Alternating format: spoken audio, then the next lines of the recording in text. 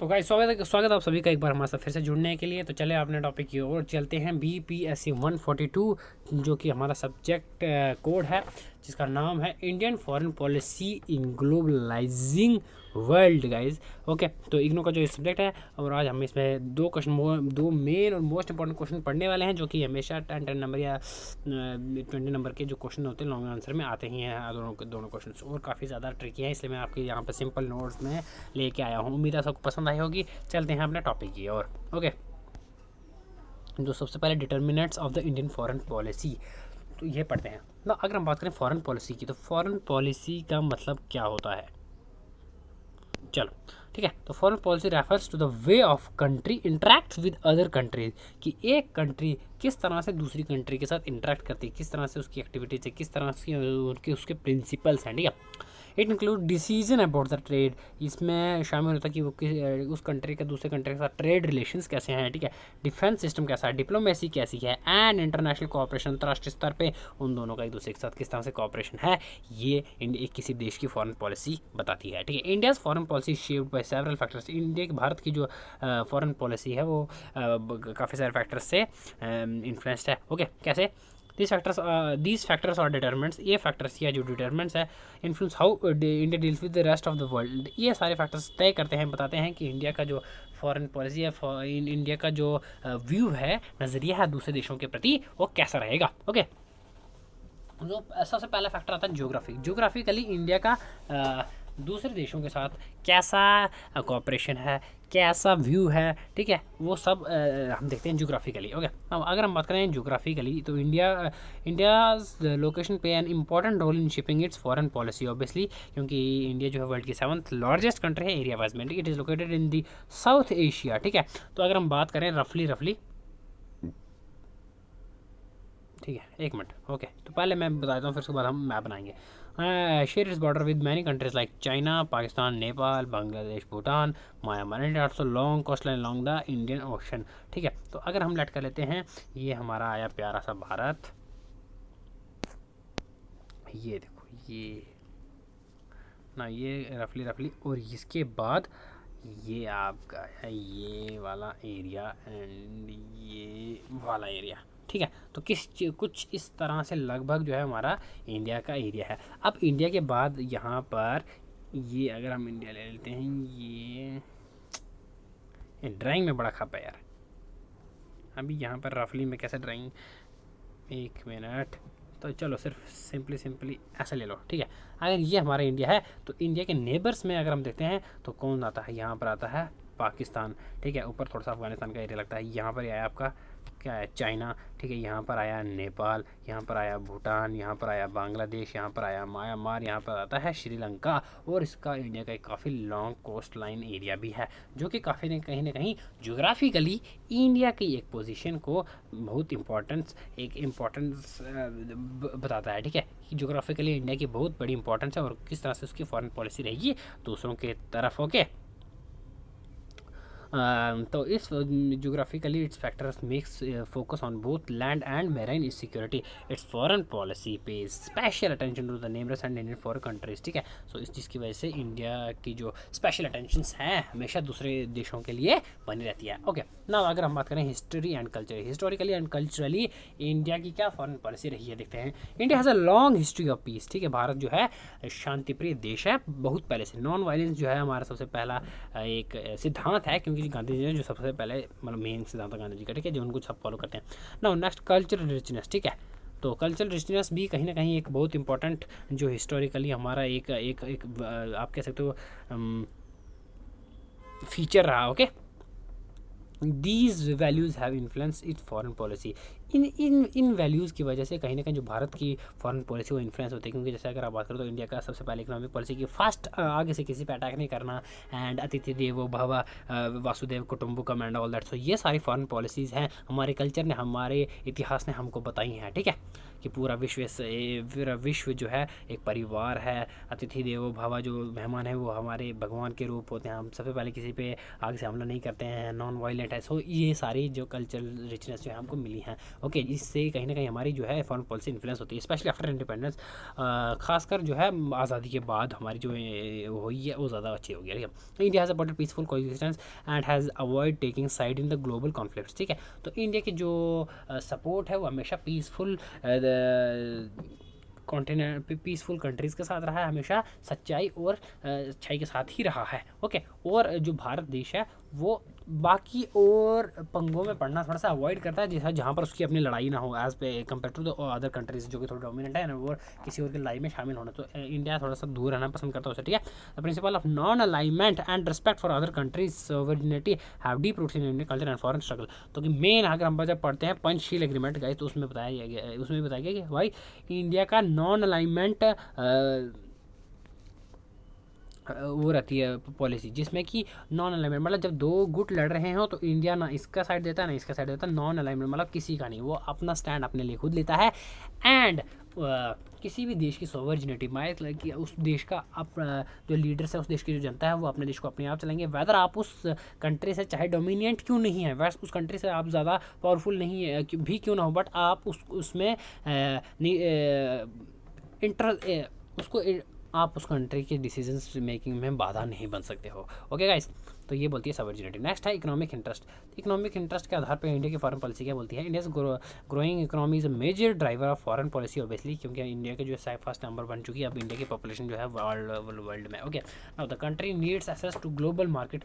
Okay, तो आप जो हमारी कंट्री उसको ऑब्वियसली ग्लोबल लेवल पे मार्केट्स फैलाने की जरूरत पड़ी है, क्योंकि पॉपुलेशन रही है इसलिए डिमांड बढ़ रही है। ठीक है, इन्वेस्टमेंट चाहिए, technology and energy resource, therefore it build a strong economic relations with the other countries across the world. Okay,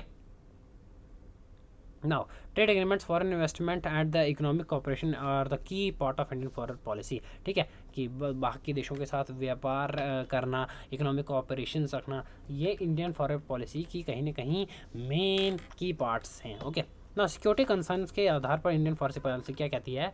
India faces several security challenges. ठीक है, कौन कौन से? Internal and external, both internal security challenges भी हैं जैसे नक्सलवादी हो गए, रेबेलियंस हो गए, ठीक है, और एक्सटर्नल जैसे कि टेररिज्म हो गया, साइबर सिक्योरिटी अटैक्स हो गए। ओके, तो both border tensions with China, Pakistan, terrorism and cyber threat influence it's international relations. ठीक है, तो India China border, India Pakistan border पे तो आपको पता है हमेशा टेंस माहौल हमेशा बना रहता है। उसके अलावा आप साइबर थ्रेट्स भी आना चाहिए, मतलब किस तरह से आपका टेक्नोलॉजी के लिए आपका डेटा जो है चुराया जा सकता है।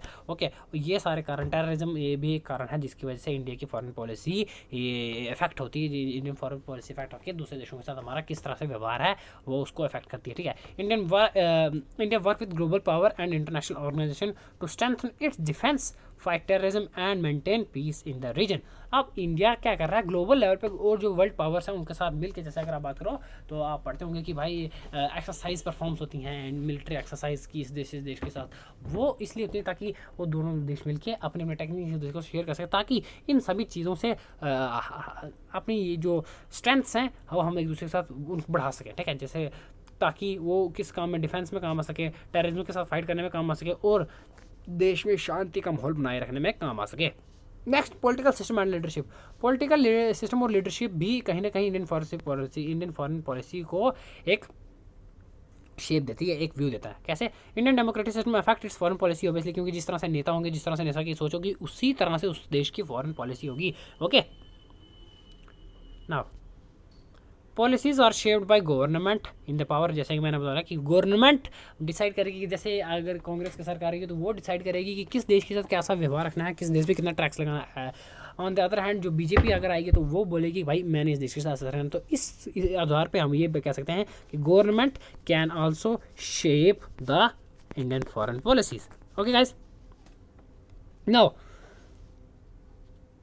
एंड डिफरेंट लीडर्स कि लीडर की सोच कैसी, and focus on different aspects of the foreign policy. और हर सरकार, हर लीडर, हर जो कोशिश है वो हर अपने तरीके से कोशिश करेगा, अपना पॉइंट ऑफ व्यू को देख के अपनी फॉरेन पॉलिसी बनाएगा और वो कहीं ना कहीं इफेक्ट करेगी। Okay, now however overall India maintain continuity and stability in the international approach. ठीक है, बट जैसे कि अभी तक हम बताते कि हम ओवरऑल जो है इंडिया के अभी तक फिर भी कंटिन्यूटी स्टेबल एक रिलेशन रहा है सभी देशों के साथ। Leadership plays an important role in the building of strong test. ठीक है, तो जो लीडरशिप बहुत बड़ा रोल निभाती है ओके, किस तरह आपका दूसरे देशों के साथ कैसा व्यवहार रहेगा, आपका दूसरे देशों में कैसा रुतबा रहेगा। Okay, now डिस्पोरा। नेक्स्ट हमारा जो है diaspora, that India has a large population living abroad specially in the countries like USA, Canada, Australia and Gulf of nation. ठीक है, तो अब ऐसी बात नहीं है इंडिया में के लोग सिर्फ, इंडिया के लोग आज के समय पर जैसे तो कि दुनिया के बहुत सारे देशों में, इवन के बहुत सारी कंट्रीज हैं उसमें ज़्यादातर इंडियंस ही हैं। तो उन लोगों के लिए क्या इंडियन फॉरेन पॉलिसी है कि नहीं है, उन लोगों को कैसे अफेक्ट करती है Indian policy. These non resident Indian, जिनको आप NRI बोलते हो, ठीक है, NRI, ठीक है, non resident Indian, help improve Indian global image as send back remittance. आज हम बड़ी बड़ी बात बोलते हैं कि उस देश में जैसे बड़े बड़े मिनिस्टर्स का, अभी जैसे आप होते हो कि इंग्लैंड के जो प्राइम मिनिस्टर है वो एक इंडियन ही है, और भी बड़ी देशों पे जो इंडियंस के जो इंडियंस हैं उन्होंने काफ़ी अच्छी तरक्की की है, वो भी कहीं ना कहीं एक इंडिया की शेप को अच्छा बताता है, बेहतर बताता है। तो इसलिए इंडियन गवर्नमेंट ने उन सभी लोगों के लिए भी काफ़ी सारी जो welfare schemes and all that वो चलाई थी। कभी कहीं जैसे अगर आप गल्फ में देशों की बात करें तो बड़ी ज़्यादा अटैक्स हो जाते हैं, तो वहाँ पर उनको रेस्क्यू किया जाता है। तो कहीं ना कहीं इंडियन फॉरेन पॉलिसी जो है वो सभी के लिए सोचती है। इंडियन फॉरेन पॉलिसी की भी उसमें मतलब सभी के लिए एक होता है, इसीलिए आप हर देश के साथ बना के रखते हो ताकि हमारे लोग वहाँ पर जा सके, काम कर सके, और मुसीबत के टाइम उनको रेस्क्यू कर सके। वहाँ पर एम्बेसडर्स बताए होते हैं, वहाँ एम्बेसीज होती हैं। Okay, now the Indian government often consider their welfare while making Indian foreign policy. ठीक है, जो इंडियन गवर्नमेंट होती है वो NRIs के वेलफेयर के लिए भी कुछ न कुछ डिसीजन, कुछ न कुछ लॉज वगैरह रखते हैं जो इंडियन फॉरेन पॉलिसी बनाते समय। नेक्स्ट है इंटरनेशनल इन्वायरमेंट। इंटरनेशनल इन्वायरमेंट के आधार पर हमारे इंडियन पॉलिसी का क्या व्यूज़ है देखते हैं हम। Global event also effect Indian foreign policy, जैसे कि मैंने बताया, changes in the power balance, conflict, climate change, pandemics and international alliance influence how Indian position itself in the world stage. India often adjusts policies based on the global developments. Okay, काफ़ी ज़्यादा अंतर्राष्ट्रीय स्तर पे आप बोल सकते हो schemes, meeting, organisation समय समय पे की जाती हैं अपने इन्वायरमेंट को सुधारने के लिए एंड ऑल दैट। तो आपको डिपेंड करता है कि आपका किस देश के साथ कैसा रिलेशन है, और वो आपके कहीं ना कहीं इन्वायरमेंटली इंटरनेशनली आपके इन्वायरमेंट को अफेक्ट करेगी। ओके, नाउ नेक्स्ट आएगा टेक्नोलॉजिकल एंड साइंटिफिक ग्रोथ। तो टेक्नोलॉजिकल एंड साइंटिफिक ग्रोथ आज के समय पे जो सबसे मेन डिमांड बन चुकी है। ठीक है, India's progress in space, nuclear energy and digital technology has also impacts in foreign policy. ठीक है, it collaborates with many countries and science and technological project and has become as one of the most the famous diplomacy. क्योंकि आप देखो जिस तरह से दुनिया बढ़ती जा रही है, AI बढ़ता जा रहा है, उसके साथ टेक्नोलॉजी भी इंपोर्ट कर रही है। अब क्या लगता है आपको, सारी टेक्नोलॉजी इंडिया की होगी? हर एक चीज़ के लिए अलग अलग बाहर से अलग अलग देशों से टेक्नोलॉजी आती है, तो वो सभी अडॉप्ट करना, ठीक है, वो सभी लेना और उस सब को यूज़ करके अपने देश को आगे बढ़ाना, तरक्की की तरफ बढ़ाना इज़ ऑल्सो मेन पार्ट। सो वो किसकी वजह से होता है? टेक्नोलॉजी की वजह से होता है, और उस डिपेंड करता है कि हमारे उस देश के साथ कैसे रिलेशन है। ना नेक्स्ट कंक्लूजन में हम बोल सकते हैं कि इंडियन फॉरेन पॉलिसी जो है मिक्स अप है किसका, ज्योग्राफी का, हिस्ट्री का, economic needs, security, leadership, diaspora and global events का, इन सभी का मिश्रण में, इन सभी का पॉइंट ऑफ, इन सभी के इफेक्ट्स जो है, इन सभी के उससे हमारी इंडियन फॉरेन पॉलिसी बनती है। इसका मेन एम क्या होता है? प्रोटेक्ट नेशनल इंटरेस्ट, ठीक है, और प्रमोट पीस, शांति बनाए रखना and ensure growth and development. ठीक है, देश में ग्रोथ और डेवलपमेंट बढ़ाते रखना और maintain good relations with the rest of world, और बाकी देशों के साथ शांति प्रिय माहौल बनाए रखना। ठीक है, मेन एम होता है फॉरेन पॉलिसीज़ का। आई होप समझ गए होंगे आप इंडियन फॉरेन पॉलिसी आसानी से। अब नाउ नेक्स्ट हमारा टॉपिक क्या है guys? Continuity and the change in the Indian foreign policy since 1947। Most important question है अगेन। ठीक है, 20 नंबर का आता है, 20 नंबर का। Now, India's foreign policy refers to how India interacts with other countries and deals with international matters, जैसे मैंने आपको पहले बताया। Since independence in 1947, India's foreign policy has evolved to meet changing global situations, national needs and leadership style। क्योंकि independence मिलने के बाद Indian की फॉरेन पॉलिसी में इतना चेंज कैसा है? क्योंकि उससे पहले ब्रिटिशर्स हम पे रूल करते थे, और हमारी जो सारी फॉरेन पॉलिसीज़ थी वो डिसाइड करते थे, वो और अपने ट्रेड, अपने प्रॉफिट के अनुसार चलते थे। बट जिस तरह से हमको जब से इंडिपेंडेंस मिली उसके बाद काफ़ी स्तर पे हमारी जो इंडियन फॉरेन पॉलिसीज है उसमें चेंज आए देखने को मिलते हैं। ठीक है, however many core principle have remained the same over time. हालांकि जो काफ़ी सारे जो कोर प्रिंसिपल्स थे वो पहले की तरह ही रहे। ठीक है, this S explain the key element of the country. Okay, और अब मैं बताता हूँ, अब पता लगेगा कि इंडियन फॉरेन पॉलिसी में क्या चेंज आया हुआ। Now Indian foreign policy on the time of independence कैसा रहा? When India became independent in 1947, ठीक है, the country was recovering from colonial rule and partition. तो जब इंडिया को इंडिपेंडेंस मिला 1947 के समय पे, तो उस समय जो है देश जो है कहीं ना कहीं पार्टीशन और इंडिपेंडेंस से उभर रहा था, ठीक है, रिकवर हो रहा था। हमारे भारत के जो पहले प्रधानमंत्री जवाहरलाल नेहरू जो है, उन्होंने एक बहुत इंपॉर्टेंट रोल निभाया भारत की इंडियन फॉरेन पॉलिसी को शेप करने में, ठीक है, बनाने में। एंड वो हमेशा जो थे कहीं ना कहीं शांति पे विश्वास रखते थे, अहिंसा पे और कॉपरेशंस, ठीक है, अमंग नेशंस, दूसरे देशों के साथ कोऑपरेट करके। इंडिया चूज नॉन अलाइनमेंट, और भारत ने नॉन अलाइनमेंट को चूज़ किया था। जैसे कि मैंने बताया था कोल्ड वार जब हुई थी, वर्ल्ड वार हुई थी, तो एक साइड अलाइनिंग पावर था, एक सेंट्रल पावर थी, और इंडिया ने नॉन अलाइनमेंट को चुना था। That is non alignment movement बोलते हैं, ठीक है, जिसको जो कि सेल्फ स्टैंडर्ड, ना एक के साथ ना दूसरे के साथ, ठीक है, which means not joining any military alliance, जैसे कि मैंने बोला, like United States led NATO or Soviet Union led Warsaw Pact. During the World War, India wanted to stand independent in decision and focus on the peace and development, ठीक है। तो इसलिए India ने नाम का चलाया था ताकि भाई हम अभी न्यू इंडिपेंडेंट हुए, हम किसी का साथ नहीं दे सकते, और इसलिए उन्होंने डिसीजन किया not joining any military alliance, ठीक है। Now continuity in the foreign policy, क्या कंटिन्यूटी रही, ठीक है। Non alignment and strategic autonomy is the first point that India has continue to follow the principle of non alignment before independent and after independent both, ठीक है। तो in a more flexible way today it avoids getting trapped in power blocks and prefers to maintain independence in decision making.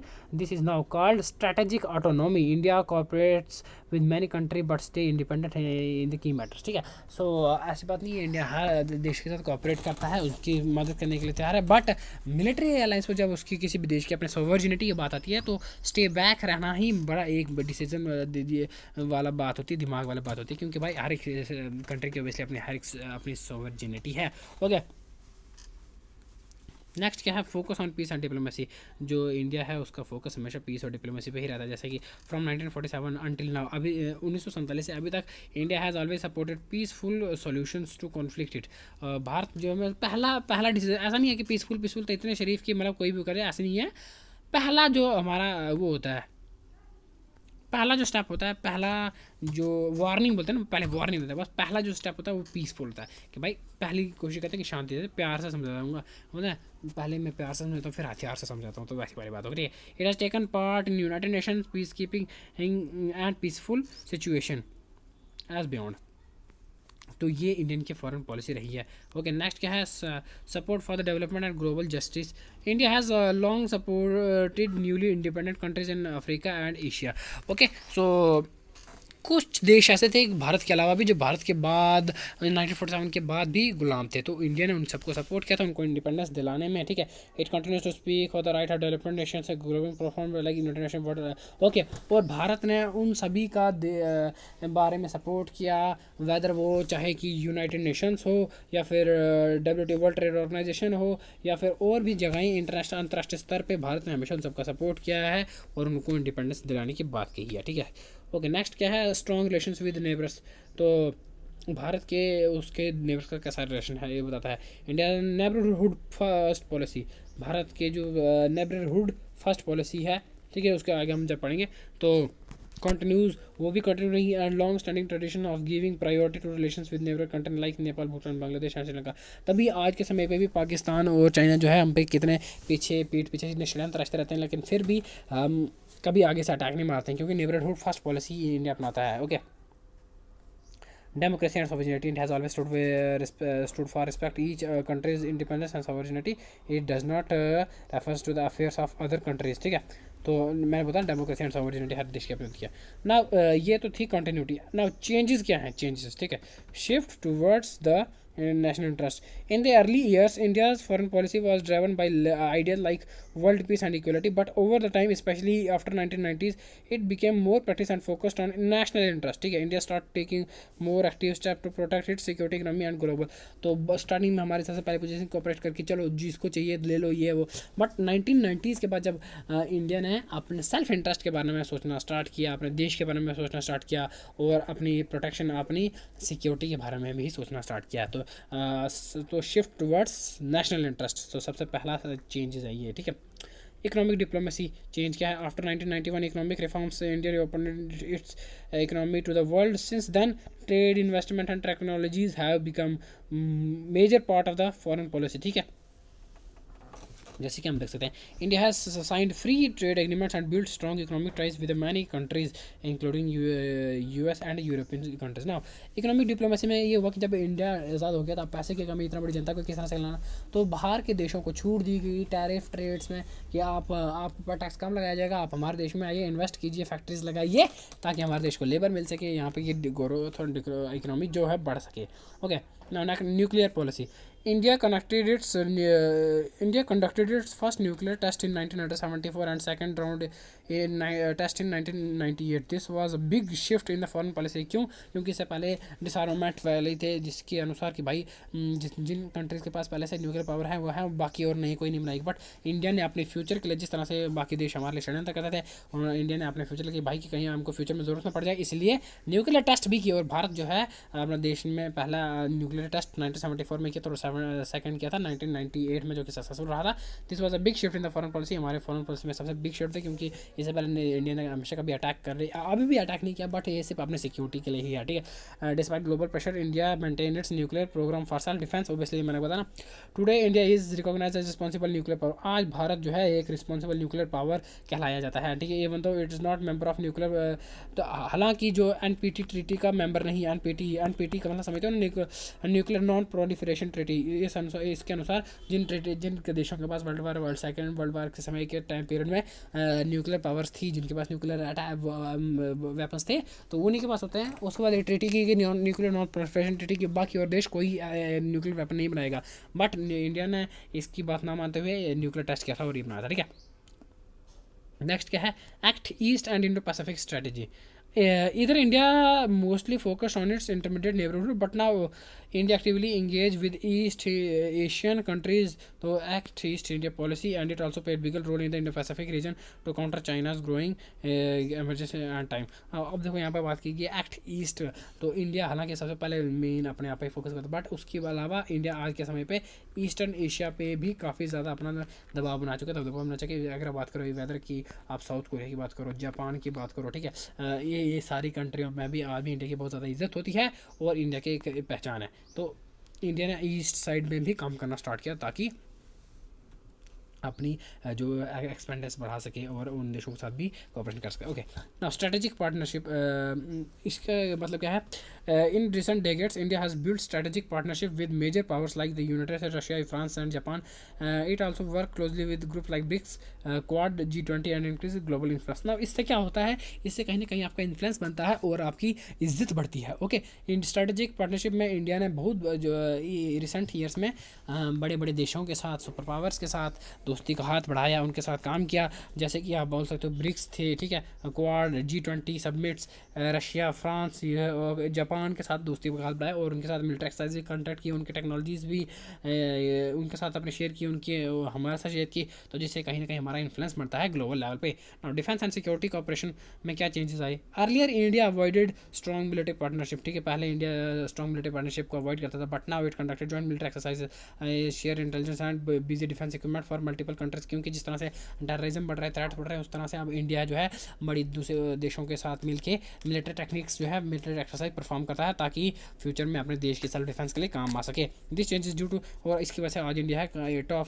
India की जो army है, India का जो defence system है, world के टॉप 5 में आता है, ठीक है। This change is due to rising security challenges from terrorism, regional aspiration and specially with China and Pakistan, और खासकर चाइना और पाकिस्तान, जिस तरह से वो हमेशा मिलिट्री एंड टेररिस्ट अटैक्स भेज रहते हैं, ठीक है ना। ना है डिस्पोरा engagement, India now pays much more attention to its large overseas population. The government support the welfare of non-resident Indians and NRIs and the people of non-Indo origin PIOs and uses their preference to build soft power and economic links, ठीक है। उन सभी के साथ soft power से रहता है। अगर आपको कोई काम करना है, अगर आपको ट्रेड करना है, तो आप आ सकते हो, ज़्यादा स्ट्रिक्ट रूल्स नहीं है, ठीक है। ना क्लाइमेट एंड ग्लोबल इशूज़ की अगर हम बात करते हैं तो इंडिया का इस पर क्या है चेंज आ रहा है। India is now an active voice in solving global problems like climate change, health, pandemic and digital governance. It balance development needs with global responsibilities, especially through the international place. अच्छा, जैसे कि मैं आपको सबका पहले Geneva convention हुआ रहा है जिसमें सबमिट होता है, और भी बड़ी सारी ट्रीटीज़ और भी बड़े सारे जो प्रोग्राम्स हैं काफ़ी समय चलते रहते हैं, जिसकी वजह से जो है ग्लोबल लेवल पे ये अपने इन्वायरमेंट को बचाने के लिए कोशिश करते हैं ना। कंक्लूजन की अगर बात करते हैं, इंडियन फॉरेन पॉलिसीज़ ने जो अब एक बैलेंस शो किया है जो कि कंटिन्यूटी एंड चेंज में दिखता है हमको। सिंस 1947 जब से हम आज़ाद हुए हैं तब से हमारा एक कंटिन्यूटी और चेंज जो दिखता है उसमें एक बैलेंस दिखता है। कैसे? The basic value of peace, जो कि क्योंकि बेसिक वैल्यू जो पहले से हैं वो बेसिक ही रही, जैसे कि peace, non alignment, respect for sovereignty have remained showing continuity, ठीक है। At the same time India has adopted changes, कौन कौन सी हैं, जैसे global and domestic realities of shift world economic and security for strategies. पहले इंडिया नहीं इतना नहीं हो करता था, ठीक है। Today's Indian foreign policy reflects is growing strength, ambitions and responsibility in the world. तभी तो आज के ये समय पे इंडिया में इतने बड़े बड़े इवेंट्स भी होते हैं। क्योंकि अभी जो है इंडिया जो है बढ़ रहा है, इंडिया की इकोनॉमी बढ़ रही है। Okay, while it remain true to its founding principle, it is also more flexible, assertive and strategic, ठीक है। The mix of continuity and change has helped India became a respectable global player in 21st century. इन सभी changes और continuity जो basic principle को adopt करके आज India जो है ग्लोबल लेवल पे एक अच्छी पोजीशन पे, एक अच्छा इन्फ्लुएंस पे है 21st सेंचुरी में। उम्मीद है आप सबको दोनों के दोनों क्वेश्चन समझ आए होंगे, अच्छे से याद हुए होंगे, आपने इसको नोट किया होगा तो आपके पूरे से पूरे नंबर आ सके। मिलते हैं आपके साथ नेक्स्ट वीडियो में नेक्स्ट क्वेश्चन के साथ। Thank you, bye bye. अगर आपको कोई क्वेश्चन समझ नहीं आ रहा होगा इस सब्जेक्ट से, प्लीज़ कमेंट इट डाउन, मैं कोशिश करूँगा नोट्स में उसको कन्वर्ट करके सिंपल लैंग्वेज में आपको सामने प्रेजेंट करने की। Thank you.